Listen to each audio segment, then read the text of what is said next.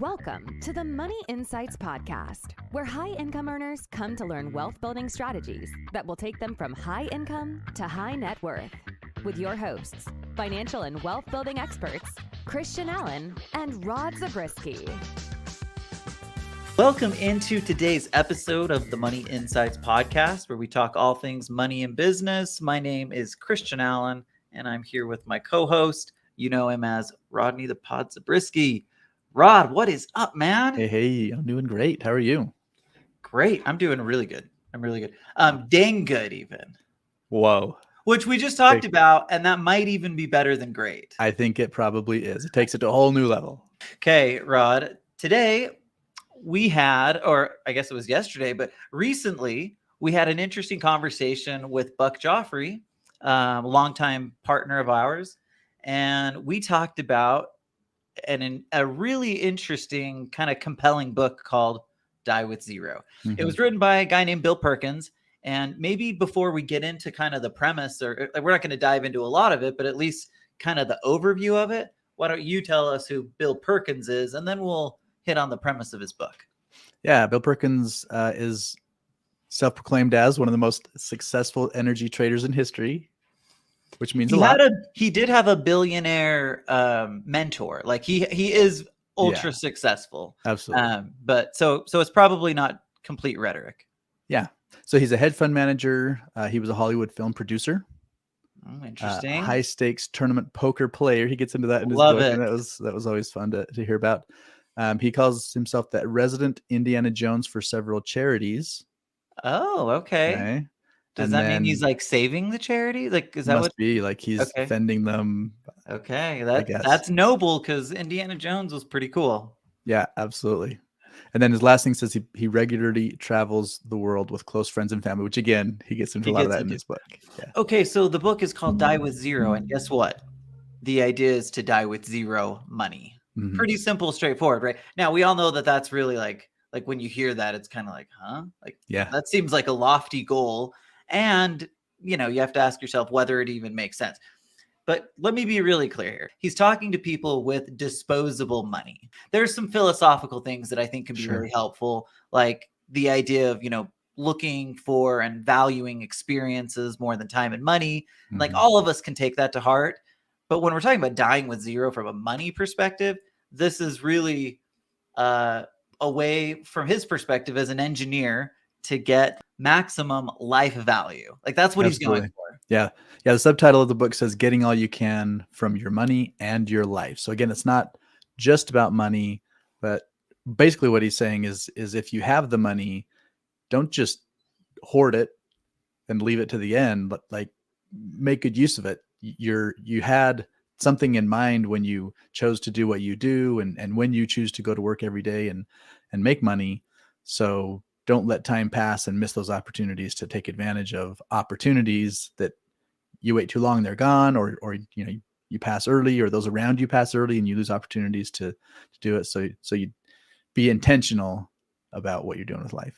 Yeah. And I thought it's very thought provoking, right? I thought so too. Like you said, there's some like extreme statements, but at the end of the day, like even those extreme statements can, if you take a second to think through the why behind why they're being said, like there's real value in there. Absolutely. Real value. Okay. So here's what happened.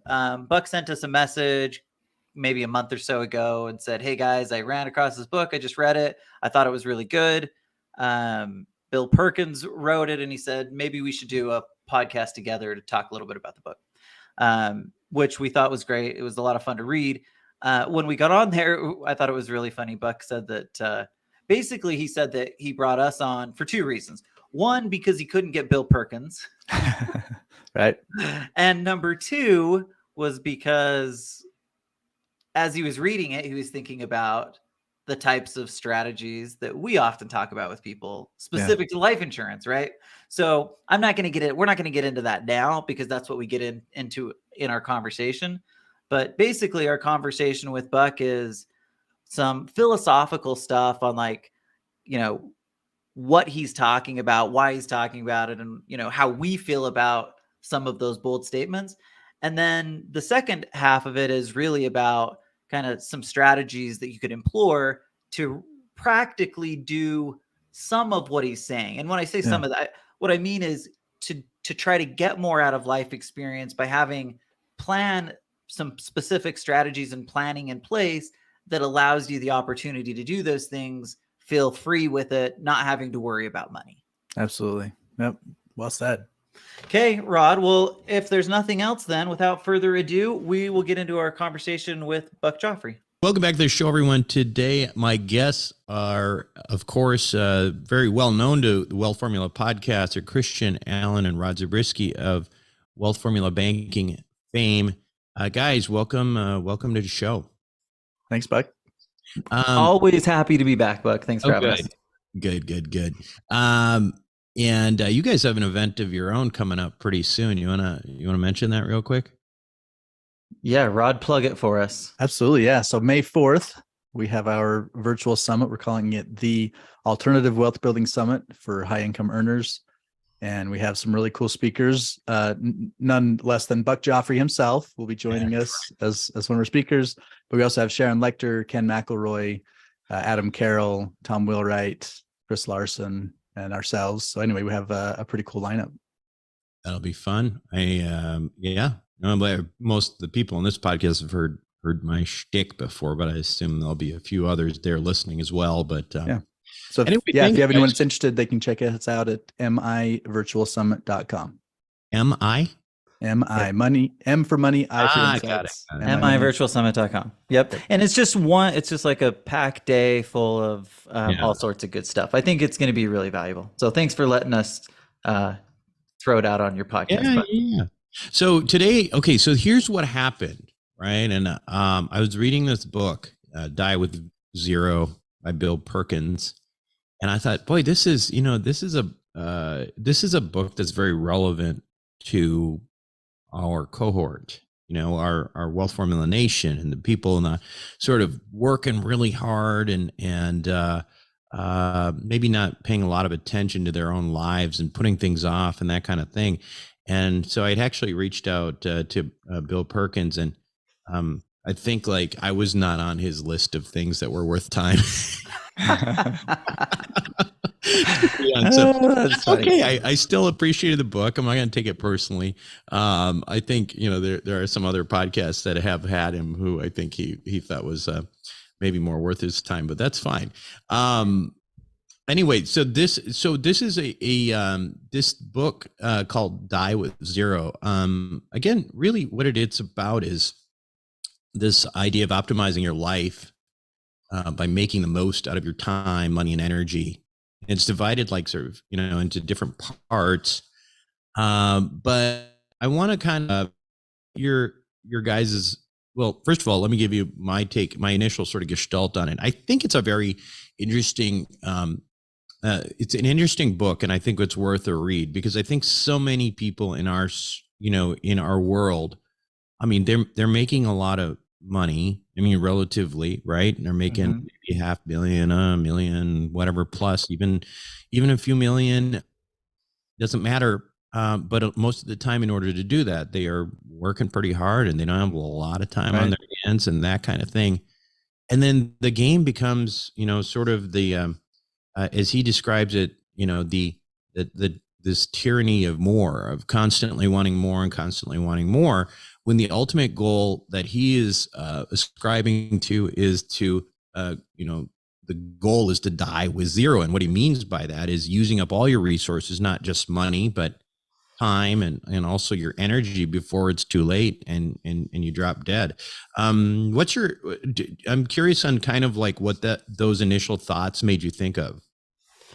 So maybe I'll start first. I have an anecdote that hit close to home in this because my own dad died at the ripe old age of 49 from pancreatic cancer. Oh, boy. So how old are you, Christian? You I'm almost 40. I'm turning 40 in less than a month. You're a youngster. So, but here's the thing: it does hit home in a really meaningful way when I think about this idea that my parents, who were probably upper middle class and maybe not as high income earner as the average person on this show that's listening to our show here, but I think the principles absolutely applied. he spent much of his life saving, working hard. He was like I said, kind of this upper middle class, and he saved like crazy so that he could retire at the age of 55. That was his goal date. The problem was he just never made it there, right? Mhm. And so like all of that, and that's where the idea of this really resonates, is that you could spend all of your time, energy, effort reaching for this goal that you ultimately never get. And so for me, like that was the initial reaction. And then I had this conflicting feeling of like the financial advisor in me that's like, well, how many people out here are just like happy to save anything, so we probably don't want to tell them to keep spending. But anyway, once I was able to like rectify the idea that it really has to do, like, it is specific to the high income earner, high net worth audience. This is not for people who don't have discretionary income, and he mentions that. Yeah. Anyway. And just to be clear, like, just to be clear on this, like Bill Perkins is, got a lot of money, right? He's like a oil and gas hedge fund guy and all that stuff. So some of this may, I think for some people reading it, I think it's going to be like, well, easy for you to say, buddy. But right. Yeah. I think that it's relevant to various degrees to everybody. How about you, Rod? Yeah, my take is that I think as he makes points, he makes extreme points. So, and because he himself, admits that the idea of dying with zero is probably not very practical unless you know the exact day and minute that you're going to die, and we don't know that.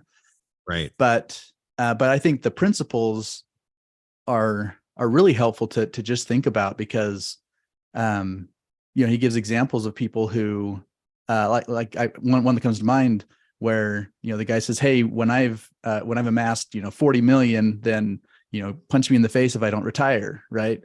And he didn't retire. He got into the 4 billion or something before he ended up retiring.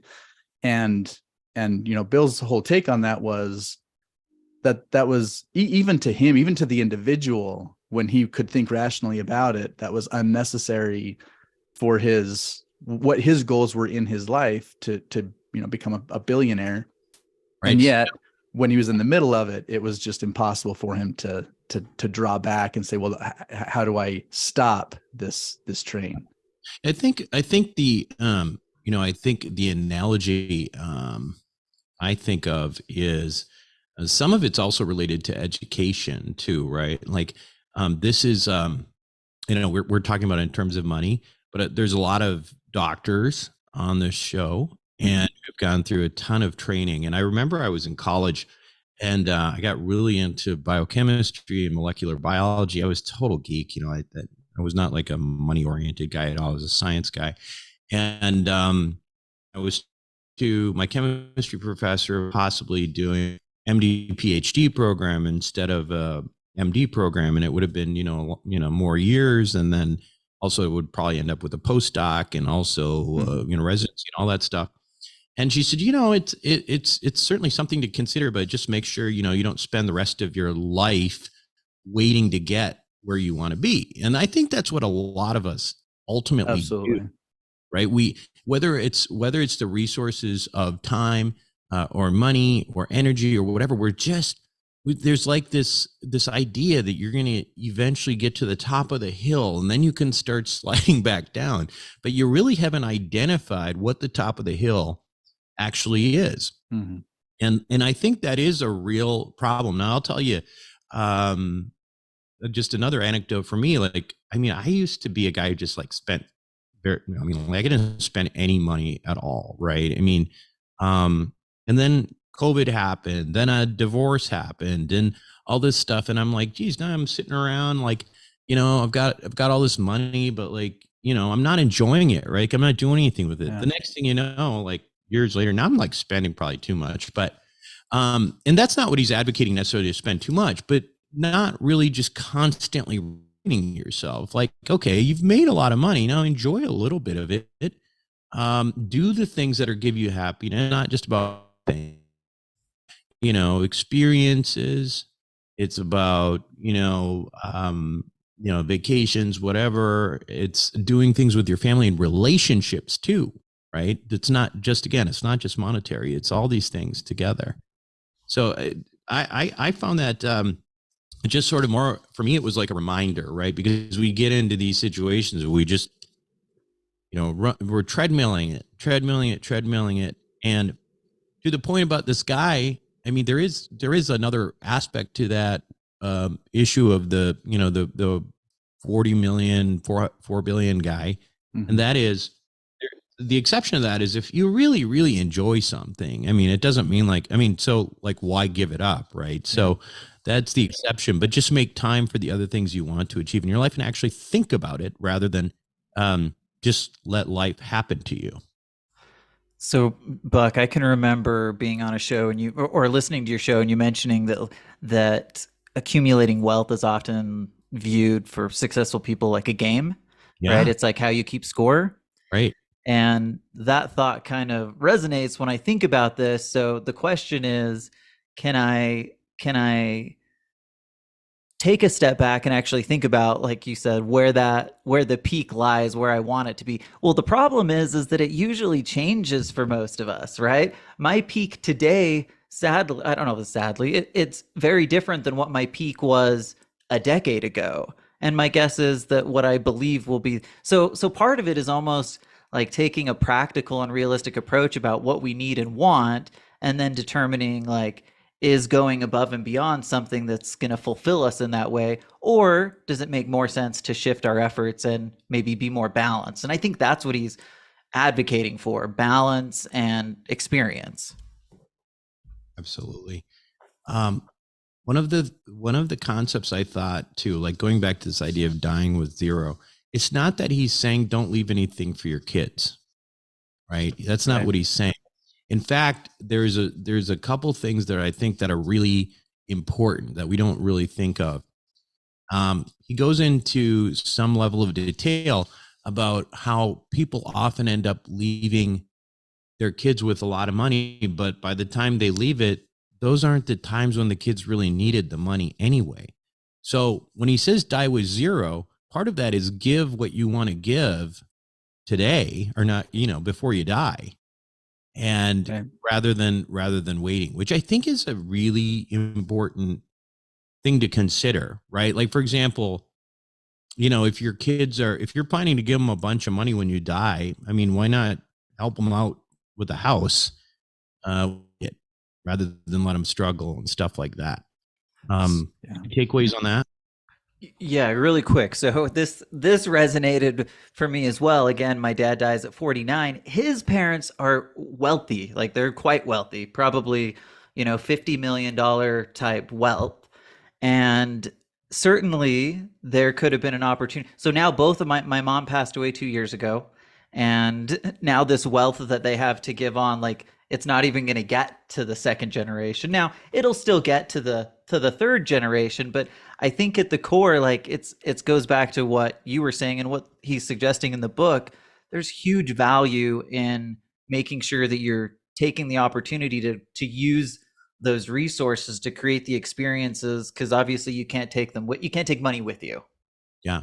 And it's about creating not just wealth for other children and your legacy, but also the experiences you potentially want them to have. I mean, I'm making it a point, right now, to every chance we get, like with my daughters and me, my three daughters, I mean, we'll just take off and go do something. And it's always going to be something that, like, that I know they're going to remember forever. I took my oldest to the Grammys. I took the three of them to the Taylor Swift concert in Arizona, and we went hiking while we were there. It's like things to actually remember. So it's important to think of when you're giving. It's not money, but it's also about experiences. Obviously, those experiences cost as well. But my feeling on this is, again, why only accumulate? I mean, maybe you're in your 20s or something like that, and you accumulate a little bit more. But on the other hand, there's also things in your 20s and your 30s, even in your 40s, that you can know in your 70s, right? So try to things, and that's the story as well. Like, say, and I'm not a guy who likes climbing mountains or anything like that. I'd rather not fall off a mountain. If that's what you do it while you're healthy. Do it now. Don't wait. Don't know what's going to happen later, right? Absolutely. And like kind of you guys have talked about already, it seems like it's about balance, right? And taking those opportunities while you have them, and recognizing that, being very intentional about the way you live your life, being thoughtful about what is realistic to do in 20s, 30s, 40s that you won't be able to do later, and vice versa. But then also, like, I really like what you said about teaching your kids. And we have kind of a unique perspective in because of what we do, specifically with wealth formula banking. We have a lot of people who will be setting up policies where their children are the insureds, and even while they're very young, minors, kids into their 20s.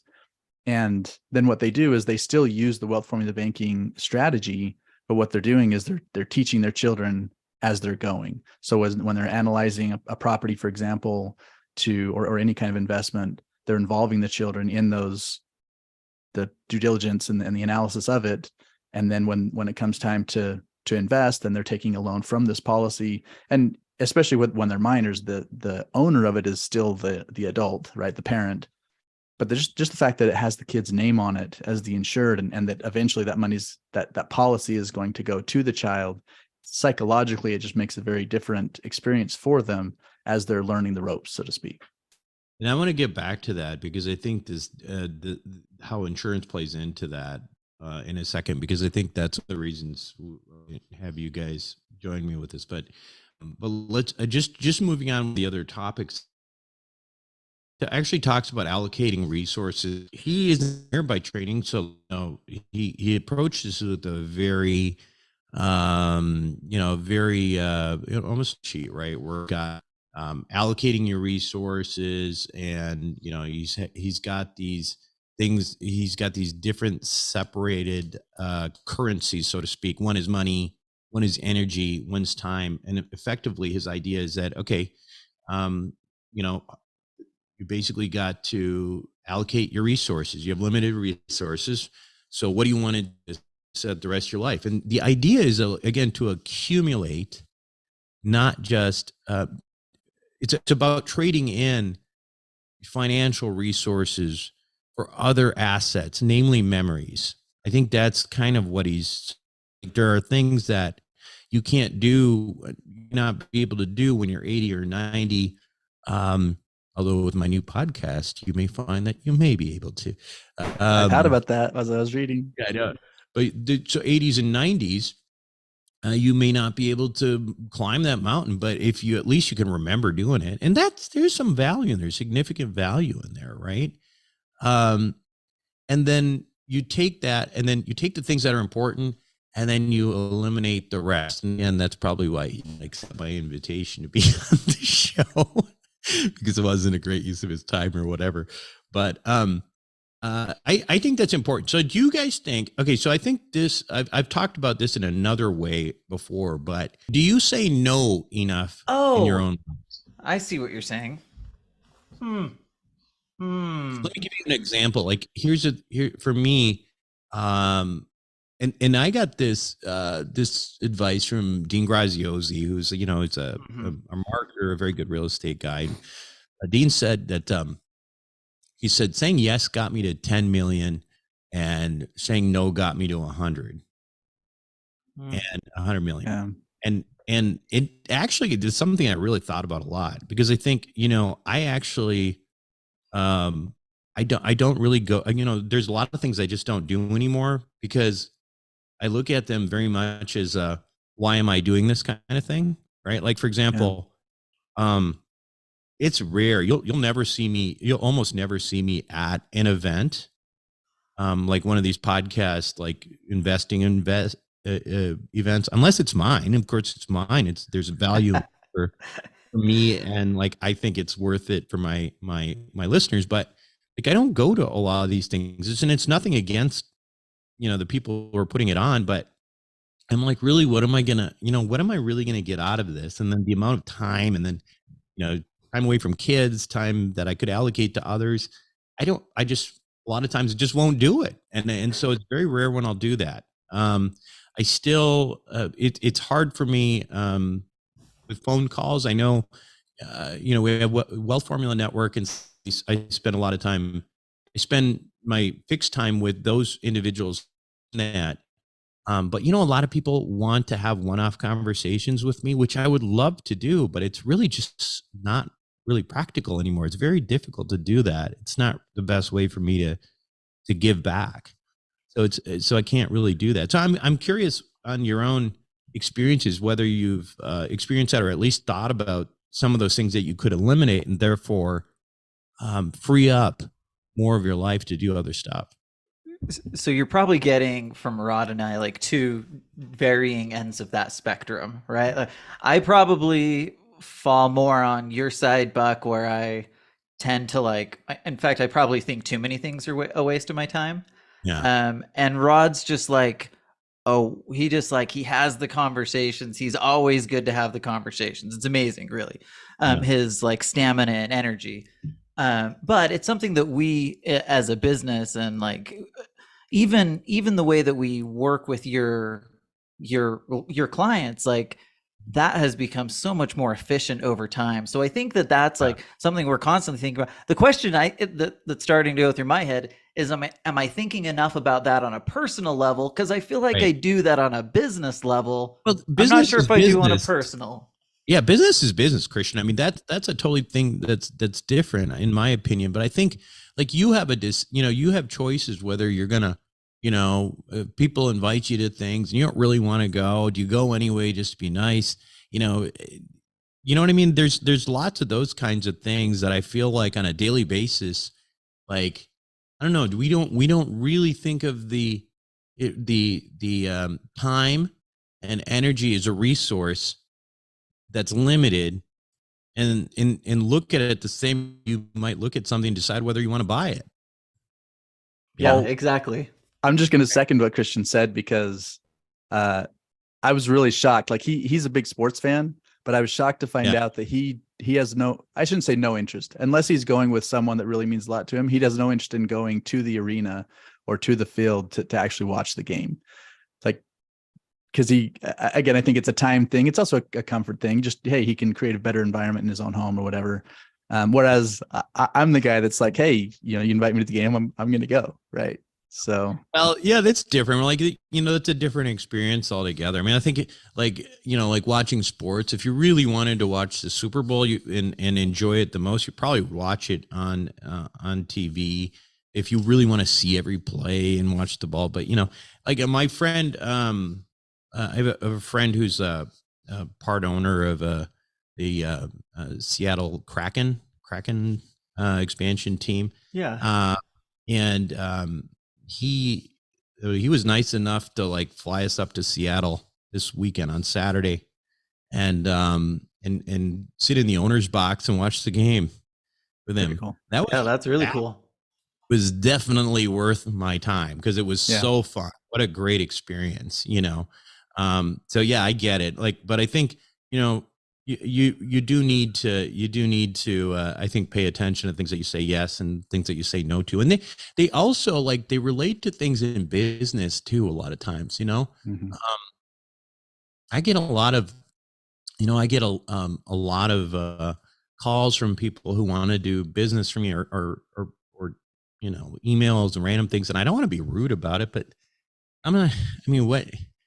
if I answered every one of those, things that I don't think that very, very unlikely that anything was going to work, actually be of benefit to our listeners. I just wouldn't have any time to do anything and be creative and try to do things that are productive for this audience or for myself. So. But can I throw out a question or just a thought here? Yeah, we're switching gears just a little bit. So one of the areas that I felt the most internal conflict in was when the author was talking about when he worked on Wall Street. He was making I think he said $16,000 a year, and he'd been trying to scrimp and save. Goes to his boss. The boss basically says, "That's a terrible idea. What were you thinking? You're going to make so much more money later that you shouldn't be trying to scrimp to save this $1,000."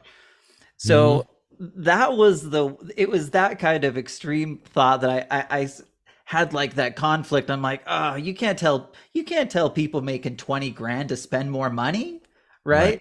Right. But from a principled standpoint, it does make a lot of sense. And I look back on my own life, and I probably focus too much on work and those types of things, and not enough on like my health. So like money's great, but it doesn't do you any good if you're not healthy, Yeah. right? Yeah. So anyway, I thought about that and I felt conflicted, but I will say like it keeps going back to balance. I don't think I'm going to tell the 21-year-olds that are making 15 or 20,000 that they need to spend more. But from like a philosophical principled standpoint, I absolutely think that we need to do more to enjoy money. He gave the example of like European countries who take far more time for other things, right? Personal time, leisure, travel. And anyway, that resonated with me. It seems like something that I should probably take note and do a little more of myself. Yeah, and just to piggyback off of that, I mean, it reminds me of my when I was a medical student and I was working in this this lab, this neurosurgery lab. As you guys may know, I started a neurosurgery residency, and I was talking to the attending surgeon who was like my boss, and I was telling him about something, and he's and I was like, I don't really have any money to do that. And he's like, dude, just borrow the money from your school. It's like super low rates and all stuff like that. And he's like, you're going to be a physician, and whatever that, if you borrow 10 grand to do something now, and eventually it's going to be, so what, you granted, 10 grand later in your future, when you're already on this, I guess this track to go on and make multiple six figures is nothing, right? And actually that actually was really good advice, I thought, because at least in that scenario, like I wasn't an aimless 19, 20-year-old. I was like a kid on a trajectory, right? I knew I was going to make money. So if I knew I was going to make money, then yeah, it made sense. Then don't worry that much about like putting $5 grand away necessarily in a Roth IRA or something like that. Just spend it. I totally get that. I think that's the different thing.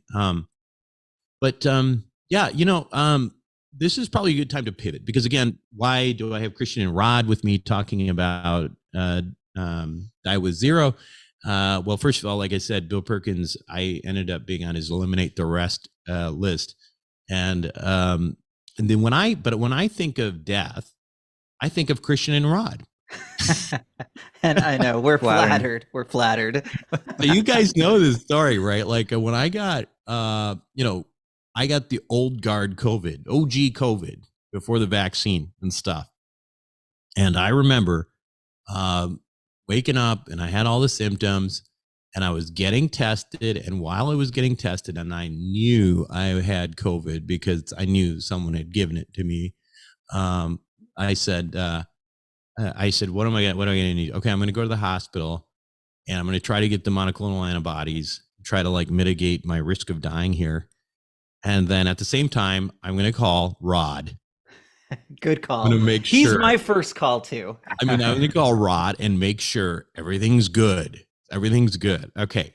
So that being said, so I associate you guys with death, and I would, take that as a compliment, I guess. But the concept here of Die with Zero, and I thought this was this is an opportunity, I think, to emphasize the potential role of various insurance opportunities, particularly if you talk about like wealth formula banking, where you're obviously like leaving, you're using that money with death benefit. So kind of like the idea of using these, putting death, I'm putting Die with Zero in the context of like, say, a wealth formula bank, see how you could make it work. Like, could you, to me, life insurance in this way is almost like a back, like, okay, so even if I screw everything up, right, at least it's, this money for my everything up and whatever, lose a bunch of money.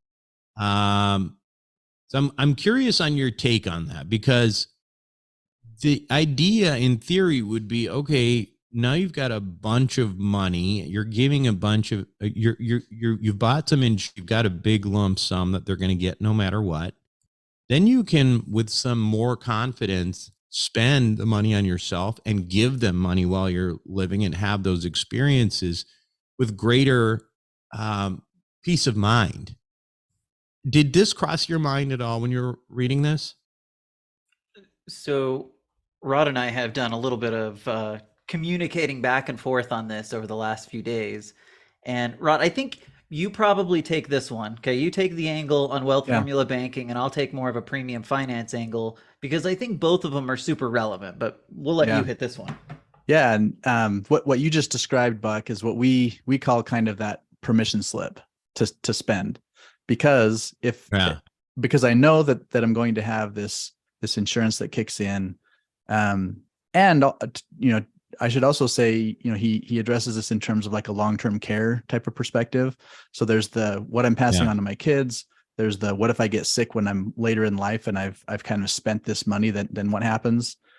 And that's the cool thing about these policies that we set up. You can add that onto these. That's because, so you can add these things on the policy. Yeah.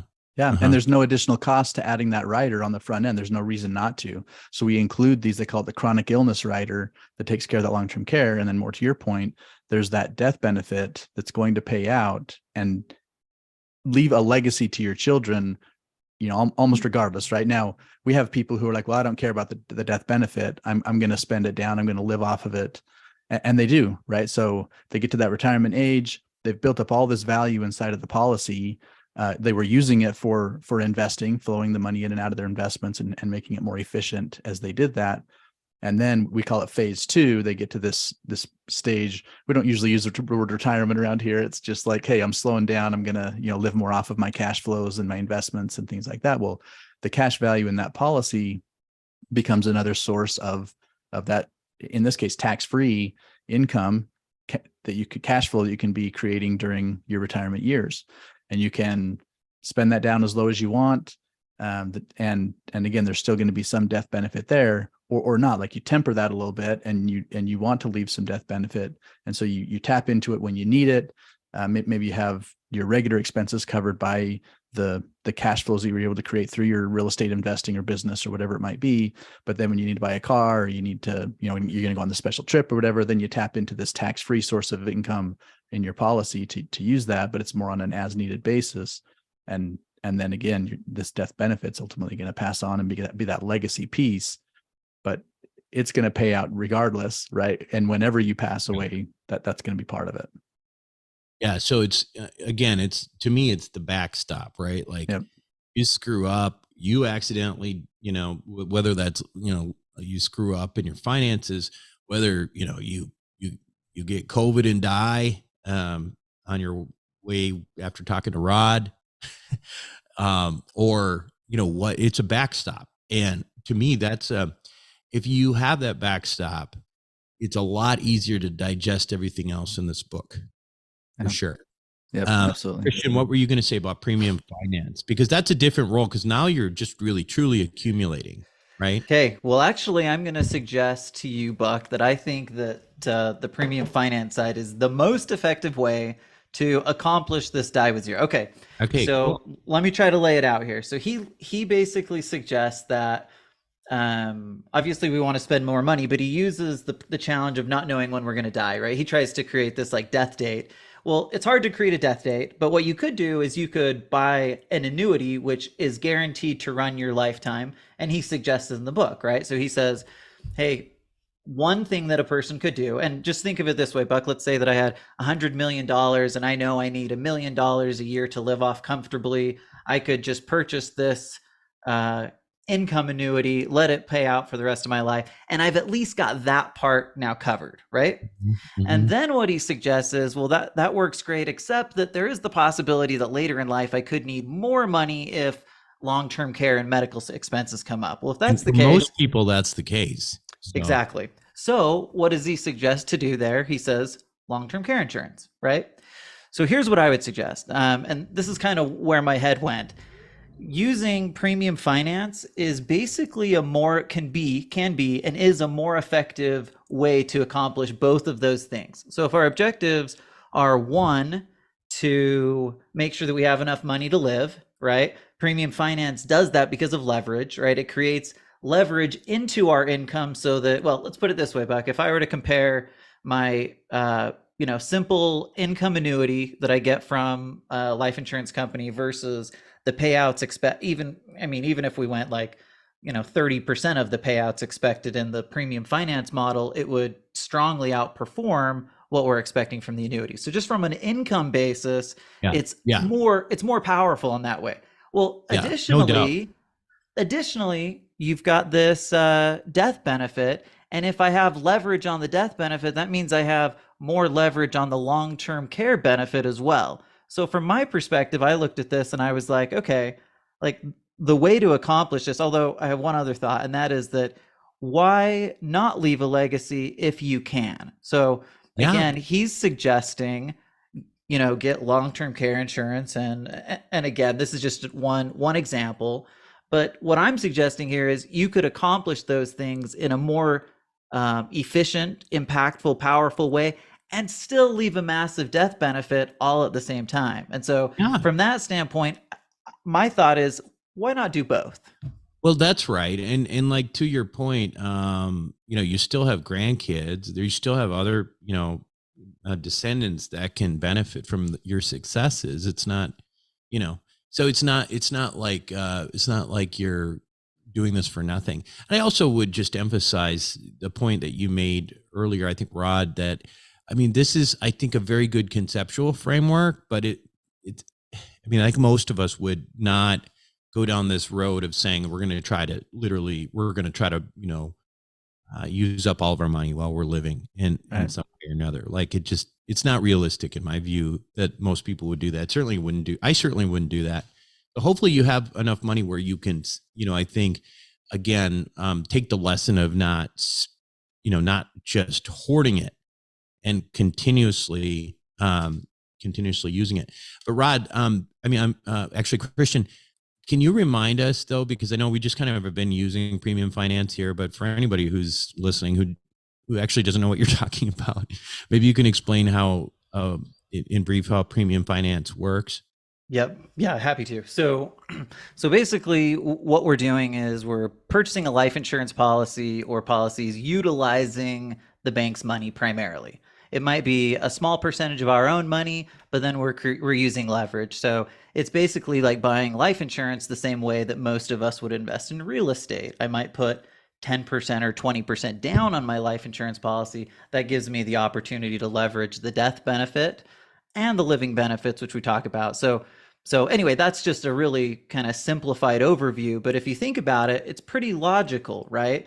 If I can amplify the things that are happening here, it just makes it more powerful. And life insurance is incredibly unique in the sense that it's one of those few assets that you can leverage. It's just naturally built within it. Yeah. So we've used the term wealth accelerator as well. So does this the wealth accelerator is a type of premium finance? Are you thinking of this in the context of wealth accelerator? And maybe you can explain again specifically what wealth accelerator is. Yeah.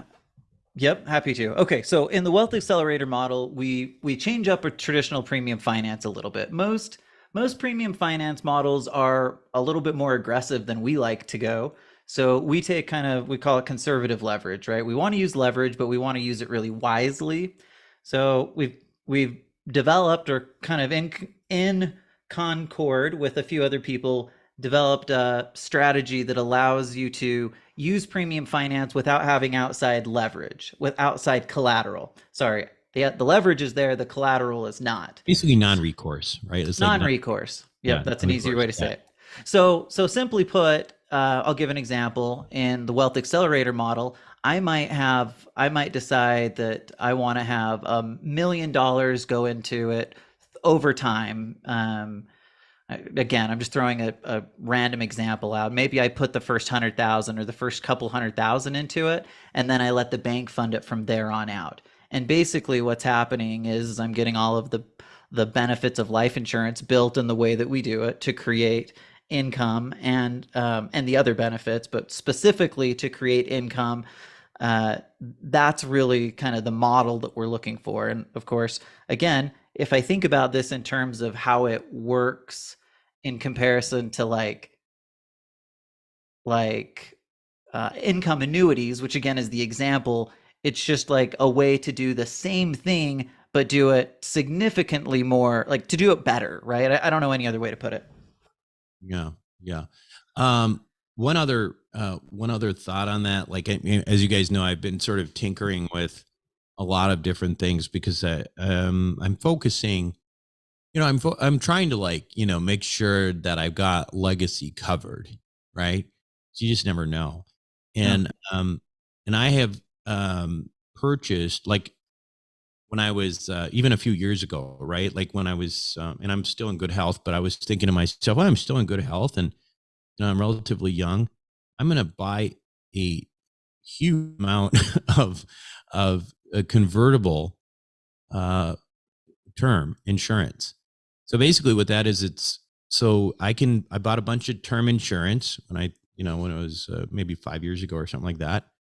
And it was a lot, right? Like, so if I were to try to convert that in or do that all in 1 year, it would be a huge premium.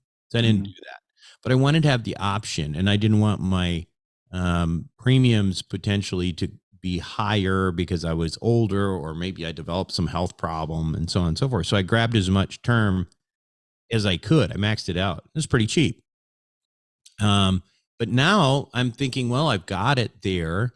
One of the things that I may do is what I'm thinking about doing is every year, maybe ripping off some of that term, converting it, and doing this kind of concept. So then, the nice thing about that is that you're every year you are doing your job in terms of increasing, the legacy that you're going to have and put, over time, but you're not putting a huge amount at once, but you're getting it to work. And then it may be of benefit from, if you want to use that money later for quote unquote retirement or whatever. But what do you think of that strategy? Well, so it absolutely sets. So first off, Buck, I think you did a fantastic job of buying term insurance. I was impressed. That was before we met you. The only thing I would say is don't buy your term insurance from Northwestern Mutual. But other than that, I'm just being but yeah, like that was a really good move because it's been a catalyst and allows you to do a lot of things with it moving forward that you just may not be able to otherwise. So I really love that advice. And then I forgot where I was going on the second point. Yeah, I can take that from there. Yeah. Okay. So because you talked about like going in by steps, right? The wealth accelerator. Yeah. But instead of saying, well, I'm going to set aside $1 million now or $2 million now, I'm going to phase into it by setting aside, a couple $100,000 a year for the next 5 or 10 years or whatever. Yeah. Yeah. And we have a lot of people who do that. I call it stacking. So it's the exact same thing as Christian just described. We're always staying ahead of the curve so that the cash value we're creating in the policy by itself is enough to cover the collateral. We don't have to come up with collateral from outside, but you can build into it and do it in bite-sized pieces. Or we have people who will say, hey, well, I just sold my practice and I have the 2 million right now. I'd rather just jump in and do it. And so, you can do it all at once. That's the beautiful thing is it works either way. You can work towards this benefit. And then we just build it to where the person is at this point in time. I like these concepts because it reminds me of sort of like a Swiss Army knife, right? Like it's one thing, but you can really use it for so many different things, whether it's legacy, cash flow, stuff like that. And I think like it really works. If you're thinking about like this whole concept, die with zero, or you want to like really enjoy your life in the right now without necessarily worrying too much about retirement, without necessarily worrying about legacy, it kind of is that Swiss Army knife that's covering everything. Yeah, actually, that's what I was going to jump in and say is that what's really nice about using like the Wealth Accelerator as an example is you're literally doing both things, right? If die with zero, taking a step back and experiencing things as a goal, then that helps you accomplish that because it's creating this guaranteed income stream that you could then move away from work and other things and allow that to plug in. And so you're literally accomplishing like all of those objectives, Swiss Army knife style, by using really any of those. And, similar, I think the same thing applies with wealth formula banking. They just have like slightly, different, there's probably a few details that are different, but they have a similar impact. Yeah. I actually, Rod, I'm kind of with you on this one. Or not Rod, with Christian. I'm not Christian. I'm on Christian's side here. I kind of really like this concept with Accelerator. I really think it's a really cool thing to do. And I do highly recommend, by the way, if people are contemplating these kinds of like permanent types of things, but you're not sure you want to do it, just go get yourself some convertible term through Rod and Christian, because it's cheap and that'll give you options, and you won't regret it if, 2 years down the line, all of a sudden you develop diabetes or like some sort of coronary artery disease, and now no one wants to give you insurance, right? Yeah. Can I just tell you, I wish that I had done that. I don't have like any huge health issues, but enough so that it would create some challenges for me. And I look back and I think, if I would have done that, I would have been in a better place. No question. Anything else, guys? Or is it, I think that's a pretty good wrap, I think, though, combining this with, some of the things that we can do practically. Absolutely. Yeah. Yep, I think it's a good overview for sure. Great. Well, listen, you can learn more about these strategies by contacting Rod and Christian. But I think the best way to do it is probably to go to wealthformulabanking.com. And I forget, guys, is there there's something with the Accelerator on there, right? There's a webinar with Accelerator. Yep. Yeah. So that's the one that Christian's talking about. And anyway, check it out. I think it's worthwhile. And again, I highly recommend reading this book, Bill Perkins' Die with Zero. I think, I personally don't look at it as a manual that I would necessarily follow to a T, but I think there's pretty compelling things to think about. And I would highly recommend picking up a copy. But that's all for this week. Guys, thanks so much for being on the show and doing a little book club with me. Yeah, that was fun. Thanks, Buck. Thank you for listening to the Money Insights Podcast. To learn more about the financial and business strategies discussed in this show, please visit moneyinsights.net. The views and opinions expressed on the Money Insights Podcast are not intended to be individual financial, tax, or legal advice. Always consult with the appropriate advisor before making financial decisions. And if you're enjoying the show, please feel free to rate, subscribe, and leave a review wherever you listen to your podcasts. This will help others find the show and learn wealth-building strategies for themselves. Thanks again for tuning in, and we'll catch you in the next episode.